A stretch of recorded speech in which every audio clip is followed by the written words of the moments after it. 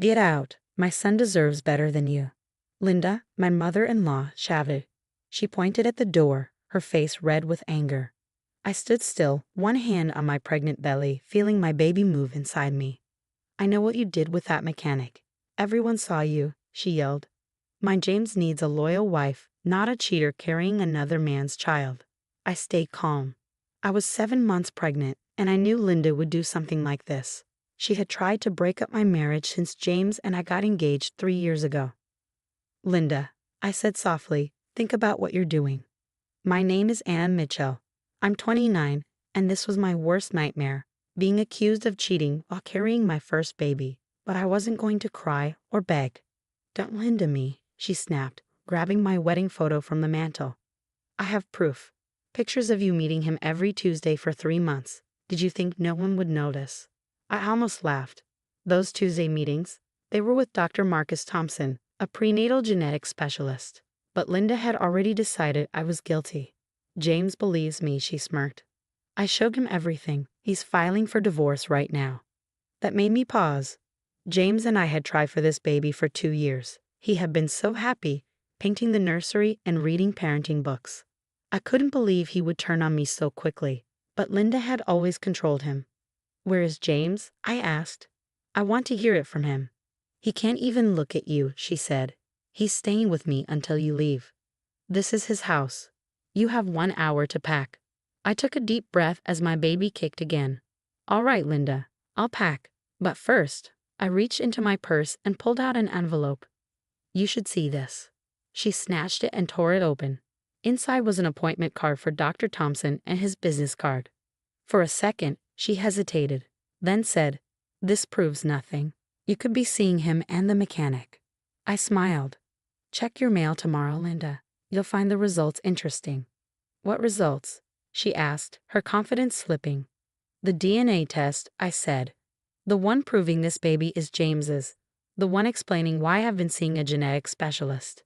The one showing why this child might be your only grandchild. Her face paled. What do you mean, only grandchild? I said. James has a genetic condition. It made getting pregnant difficult. That's why I needed special care. But you never bothered to check your own family's medical history. She was silent, processing the truth. James's father had died young, and there had always been rumors of heart problems in the family. Linda had ignored them. You're lying, she whispered, but she didn't sound sure. Am I? I asked, walking upstairs. Like I said, check your mail. And maybe call James. Tell him to hold off on those divorce papers. For the next hour, I packed. Downstairs, I heard Linda on the phone, her voice rising and falling. She was panicking, trying to fix the mess she had created. As I loaded my bags into my car, my phone buzzed. A message from James. Where are you? Mom's saying something about DNA tests. I didn't reply. He had believed his mother without even talking to me. Tomorrow, he would know the truth. And then we'd have a very different conversation. I drove to my sister Sarah's house. As I pulled into her driveway, my baby kicked again. Tomorrow, the DNA results would prove everything. Sarah met me at the door. Are you okay? She asked. I hugged her. It went just as expected. Linda fell for it completely. And the test results come tomorrow? Yes, I said, settling onto her couch. And with them, the truth about James's genetic condition. The one Linda has been ignoring for years. Sarah handed me a cup of tea. And James? Has he called? I checked my phone. 3 missed calls, 5 texts, all from him. He's trying now, I said. But he needs to sit with this overnight. Tomorrow, when the truth comes out, we'll see if he's finally ready to stand up to his mother. As I lay in bed that night, feeling my baby move, I thought about trust, family, and control. Linda had always seen me as a threat. Tomorrow, she would learn that the real threat wasn't me, it was the truth. And this time, she wouldn't be able to escape it. The morning brought a flurry of texts and calls from James. I let them go to voicemail, knowing timing was everything. At precisely 9:30 a.m., my phone lit up with a call from Dr. Thompson's office. The results have been delivered, his assistant confirmed. Both copies, one to your mother-in-law's address and one to your husband's office. I thanked her and settled in to wait. Sarah brought me breakfast, but I could barely eat. Despite my confidence in the plan, my stomach was in knots. How long do you think before the explosion? Sarah asked, watching me pick at my toast. As if on cue, my phone erupted with Linda's ringtone. I put it on speaker. How dare you? Linda's voice trembled with rage and something else. Fear. These results. This can't be true. You falsified them. Dr. Thompson is one of the most respected genetic specialists in the country, I replied calmly. Are you suggesting he risked his medical license to help me fake test results? But James, he can't be, she couldn't even say it. Can't have a genetic heart condition, the same one that killed his father, the one you've been denying exists. I let the words hang in the air. The condition that makes this pregnancy high risk and required those Tuesday appointments you were so suspicious about. The line went quiet except for Linda's rapid breathing. I could picture her standing in her pristine living room, clutching those papers, her perfectly maintained world crumbling around her. Does James know? She finally whispered. He should be reading his copy right now. I hung up, hands shaking slightly. Sarah squeezed my shoulder in support. The next call came within minutes. James. Anna, his voice was rough, like he'd been crying. I need to see you, please. I closed my eyes, fighting back tears. I'm at Sarah's. Can I come over? Now. I looked at Sarah, who nodded. Yes. 20 minutes later, James's car pulled into the driveway. Through the window, I watched him sit there for a moment, gripping the steering wheel, the manila envelope visible on his passenger seat. When he finally came to the door, he looked like he aged years overnight. Sarah let him in and quietly disappeared upstairs, giving us privacy. Why didn't you tell me? He asked, standing awkwardly in the living room. Tell you what, James? That I was seeing a genetic specialist? That our baby needed extra monitoring? Or that your mother was following me, taking pictures and building a case to destroy our marriage? He flinched. I should have talked to you first. When Mom showed me those pictures, you should have talked to me about a lot of things, I cut in. Like the fact that your father's death wasn't just a heart attack. Like the symptoms you've been having but ignoring because your mother insisted nothing was wrong. James sank onto the couch, the fight draining out of him. She always said Dad's death was unexpected. That our family was healthy. When the doctor first suggested genetic testing during our fertility treatments, Mom said it was unnecessary. And you believed her because she's your mother and mothers don't lie, right? I couldn't keep the bitterness from my voice. Even when Dr. Thompson confirmed the condition, even when he explained the risks to our baby, you still couldn't stand up to her. I was scared, he admitted quietly. Scared of having the same thing that killed Dad. Scared of passing it to our child. It was easier to pretend Mom was right. I sat beside him, placing his hand on my belly just as our baby kicked. Our child will be fine. That's what those Tuesday appointments were for. Monitoring, preparing, making sure we have a plan. But James, we can't keep living in your mother's world of denial. The pictures, he started, were of me entering a medical building. Did your mother bother to check what kind of doctors worked there? Or did she just spin her story and expect you to believe it? He hung his head. I let her manipulate me, again, and I almost lost you both because of it. Almost, I agreed. But now you have a choice to make, because I won't raise our child in this environment. I won't watch you choose your mother's lies over our family's health. James pulled out his phone, where multiple missed calls from Linda flashed on the screen. Without hesitation, he turned it off. I choose you, he said firmly. You and our baby. Mom will have to accept that things are going to change.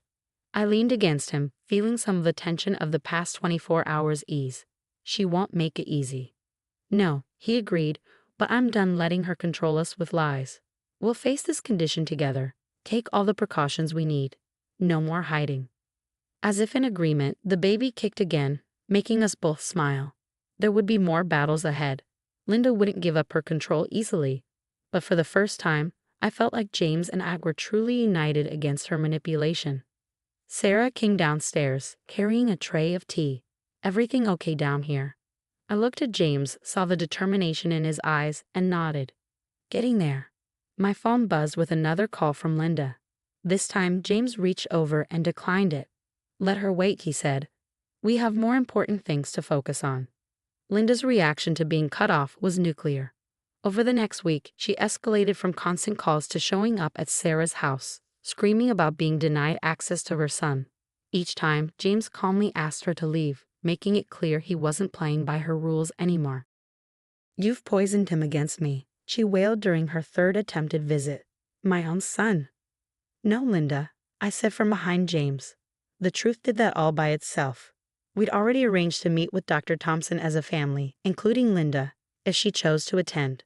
To our surprise, she showed up, though her perfectly maintained appearance couldn't hide her obvious distress. Dr. Thompson laid out everything clearly: James's genetic condition, the risks, the management plan for both him and the baby. Linda sat rigid in her chair, flinching at each mention of hereditary factors. "If this had been caught earlier," Dr. Thompson explained gently, "we could have started preventive treatments for James years ago. However, it's not too late to begin now. My husband." Linda's voice cracked. "Could he have been saved if we'd known?" The silence in the room was deafening. "Early intervention significantly improves outcomes," Dr. Thompson said diplomatically. "But we need to focus on the present. Your son and grandchild need proactive care." For the first time since I'd known her, Linda looked her age. The carefully constructed facade of perfection crumbled as she faced the consequences of her years of denial. "I thought if I didn't acknowledge it, it wouldn't be real," she whispered. "After losing your father, James, I couldn't bear the thought of you having the same condition." James reached over and took my hand. "But by denying it, you almost cost me my family, Mom. Anna was trying to protect our baby, and me, while you were trying to destroy her." Linda turned to me, tears streaming down her face. "I was so convinced you were betraying James, I never considered that I was fighting for his life," I finished. "For our child's future." She nodded, dabbing at her eyes with a tissue. Over the next month, things began to shift. James started his treatments, and Linda, perhaps seeking redemption, threw herself into researching the condition. She forwarded articles, joined support groups, and even organized her own medical screening. The day we found out we were having a little girl, Linda was surprisingly subdued. "I want to apologize," she said after the ultrasound. "Not just for the accusations, but for everything. I've spent years trying to control everything around me because I was terrified of losing James like I lost his father. Instead, I almost drove him away." I studied her face, seeing genuine remorse. "Fear makes us do terrible things sometimes," I conceded. "But moving forward, we need honesty. Complete honesty. And boundaries," James added firmly. "We're happy to have you in our lives, Mom, but as grandma, not as the decision maker." Linda nodded, reaching out tentatively to touch my belly. "I'd like that, to just be grandma." As my due date approached, Linda surprised us by maintaining her distance while still offering support. She helped with nursery preparations but asked before making any decisions. She shared her experiences but acknowledged when James and I chose different approaches. The night I went into labor, she sat quietly in the waiting room, respecting our wishes to have this time to ourselves. When complications arose, ones we were prepared for thanks to Dr. Thompson's monitoring, she remained calm, trusting in the medical team we carefully selected. After 18 hours, our daughter Emma Grace entered the world perfectly healthy despite the challenging delivery. When Linda finally held her, the tears that fell weren't about control or fear, but pure joy. "She's beautiful," Linda whispered, gently touching Emma's tiny fingers. "And she'll be strong, like her mother." I watched them together, remembering the screaming woman who kicked me out just months ago. "We all will be," I said, "as a family." 2 months later, we gathered for Emma's first set of genetic screening tests. Linda held my hand as we waited for results, no longer denying the importance of knowing, of being prepared. "Everything looks good," Dr. Thompson announced, smiling. "We'll continue monitoring, but she's doing wonderfully." Later that evening, as I watched Linda gently rocking Emma, James came up behind me. "Thank you," he said softly. "For what?" "For not giving up, for fighting for us, even when I didn't know we needed fighting for." I leaned back against him, remembering that terrible night when Linda had thrown me out. Sometimes the hardest battles are the ones that force us to face the truth. Linda looked up, catching our conversation. "And sometimes the people we think are our enemies are actually our saviors," she added quietly. Emma cooed in her arms, oblivious to the journey that had brought us here. She would grow up knowing her medical history, understanding the importance of prevention and monitoring. But more importantly, she would grow up in a family that had learned the value of truth over denial, of unity over control. Well, Linda said, standing to place Emma in her bassinet, I should head home. Unless you need anything. We're good, Mom, James replied, hugging her. See you Sunday for dinner? She nodded, gathering her things without trying to reorganize anything or offer unwanted advice. At the door, she paused. I'm grateful, she said simply, for second chances. As we watched her drive away, I thought about how life's biggest challenges often bring unexpected gifts. In fighting to protect my child, I'd helped heal a family. In standing firm against Linda's manipulation, I'd given her the opportunity to become the mother and grandmother she needed to be. Sometimes the happiest endings come not from winning the battle, but from helping everyone find peace after the war.